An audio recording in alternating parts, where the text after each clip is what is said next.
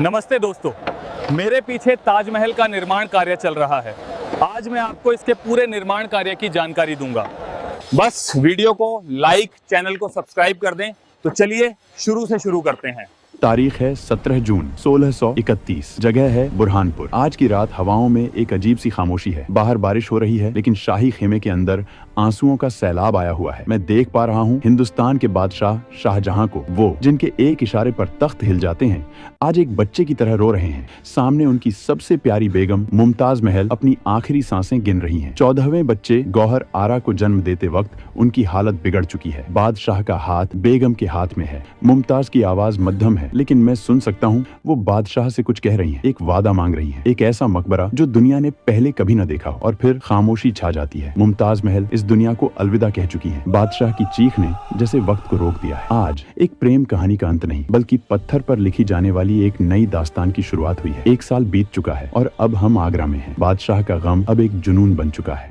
मेरे सामने दुनिया भर के बेहतरीन वास्तुकार फारस से, तुर्की से और खुद हिंदुस्तान के कोने कोने से कारीगर आए हैं, लेकिन बादशाह की आंखों को कोई नक्शा नहीं भा रहा। वो कुछ रूहानी चाहते हैं। तभी उस्ताद अहमद लाहौरी आगे बढ़ते हैं। उन्होंने एक खाका तैयार किया है। जैसे ही वो नक्शा मेज पर खुलता है, बादशाह की आंखों में पहली बार एक चमक दिखाई दी है। ये सिर्फ एक इमारत नहीं है, ये जन्नत का एक अक्स है। इसे नाम दिया गया है रौजा-ए-मुनव्वर, यानी जगमगाता हुआ मकबरा। लेकिन एक मुश्किल है, ये जमीन, यमुना के किनारे की यह जमीन राजा जयसिंह की है। ये रेतीली है, दलदली है। सवाल ये है कि क्या इतनी भारी इमारत का वजन यह गीली मिट्टी सह पाएगी? जनवरी 1632। कुदालों की आवाज से आगरा गूंज रहा है। ये कोई आम नींव नहीं खोदी जा रही। मैं देख रहा हूँ कि कारीगरों ने एक अजीब तकनीक अपनाई है। वो जमीन के नीचे गहरे कुएं खोद रहे हैं। यह यमुना की नरम मिट्टी को मात देने का तरीका है। हजारों मजदूर दिन रात एक करके इन कुओं को ईंट, पत्थर और चूने से भर रहे हैं। लेकिन रुकिए, नींव के सबसे निचले हिस्से में आबनूस और साल की लकड़ी के लट्ठ डाले जा रहे हैं। इंजीनियर बता रहे हैं कि इस लकड़ी की खासियत है,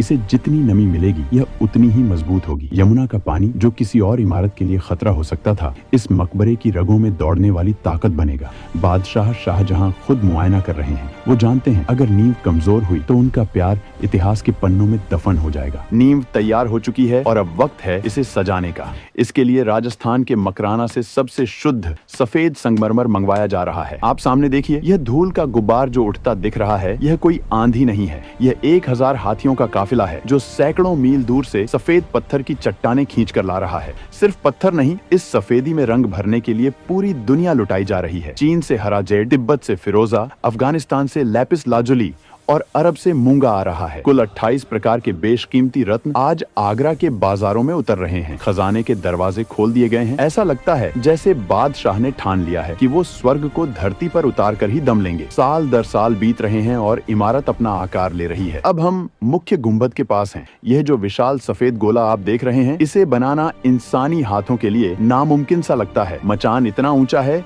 कि नीचे खड़े मजदूर चींटियों जैसे दिख रहे हैं। अफवाह है कि मचान बनाने में ही ईंटों का इस्तेमाल हुआ है, क्योंकि बांस कम पड़ गए थे। दीवारों पर देखिए, यह अमानत खान शिराजी हैं, जो कुरान की आयतों को संगमरमर पर तराश रहे हैं। गौर से देखिए, नीचे के अक्षर छोटे हैं और ऊपर के बड़े, ताकि नीचे खड़े इंसान को सब एक बराबर दिखे। यह विज्ञान और कला का ऐसा जादू है जो मैं अपनी आंखों से देख रहा हूँ, लेकिन यकीन करना मुश्किल है।